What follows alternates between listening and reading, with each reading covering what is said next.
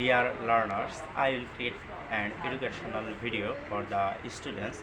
What is the past inheritance? অতীতকালে কোনো কাজ সাধারণভাবে সম্পন্ন হয়েছিল বা ঘটেছিল এরূপ প্রকাশ করতে ভার্বে যে রূপ ব্যবহৃত হয় তাকে পাস্ট ইনডিফিনিট বলে। যেমন হি ডিউ দ্য পিকচার, সে ছবিটি এঁকেছিল। দে হেল্প মি, তারা আমাকে সাহায্য করেছিল। চেনার উপায়, বাংলা ক্রিয়াপদের শেষে ছিলাম, ছিলেন, ছিল, লে, লাম ইত্যাদি উল্লেখ থাকে। পাস্ট ইনডিফিনিট টেন্সের অ্যাফার্মেটিভ সেন্টেন্স গঠন করার নিয়ম। সাবজেক্ট প্লাস ভার্বের পাস্ট ফর্ম প্লাস অবজেক্ট অথবা এক্সটেনশন। যেমন তারা মাদ্রাসায় গিয়েছিল, দে ওয়েন্ট টু মাদ্রাসা। তারা নিউ মার্কেটে গিয়েছিল, they went to new market. Past indefinite টেন্সের নেগেটিভ সেন্টেন্স গঠন করার নিয়ম হচ্ছে প্রথমে সাবজেক্ট, তারপর অক্সিলারি ভার্ব ডিড এর সাথে not plus verb one plus extension. যেমন সে গতকাল মাদ্রাসায় আসেনি, he did not go to madrasa yesterday, he did not come to madrasa yesterday. সে গতকাল ঢাকায় যায়নি, he did not go to Dhaka yesterday.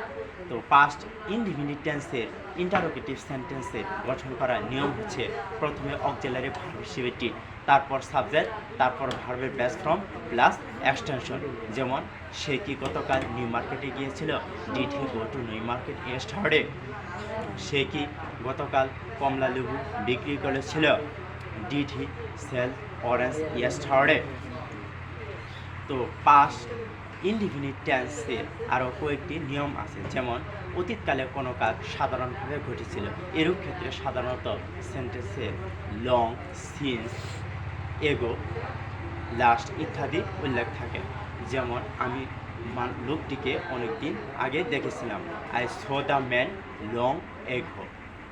তো পাস্ট অতীতকালের কোনো অভ্যাস বোঝাতে বা পাস্ট ইনডিফিনিট টেন্স ব্যবহৃত হয়, সেক্ষেত্রে সাবজেক্টের পরে ইউজ টু ব্যবহার করতে হয়। সেক্ষেত্রে সেন্টেন্সটির গঠন হচ্ছে subject plus use to plus verb one plus extension. যেমন সে নিয়মিত আমাদের বাড়িতে আসতো, অথবা সে প্রতিদিন আমাদের বাড়িতে আসতো। He use to come to our house every morning, মানে সে প্রতিদিন সকালে আমাদের বাড়িতে আসতো।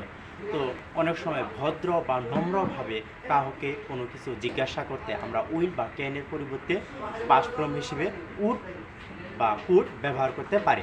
যেমন তুমি কি আমাকে কলমটা ধার দিতে পারো, could I borrow your pen. আপনি কি আমাকে রাস্তাটা দেখিয়ে দিতে পারেন, would you please show me the way.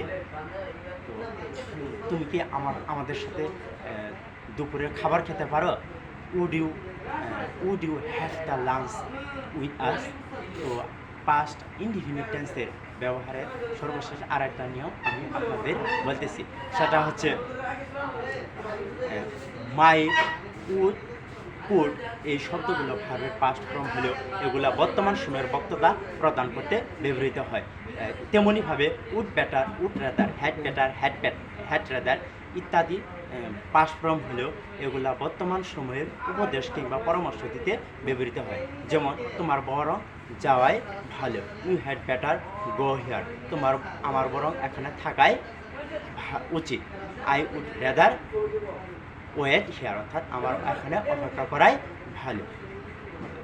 এই বলে আমি পাস্ট ইনডিফিনিট সম্পর্কে সব কিছু ডিটেলস শেষ করলাম। আপনারা ভিডিওটা দেখবেন, লাইক অ্যান্ড কমেন্ট করবেন। এই বলে আমি আমার কথা শেষ করছি। আসসালামু আলাইকুম।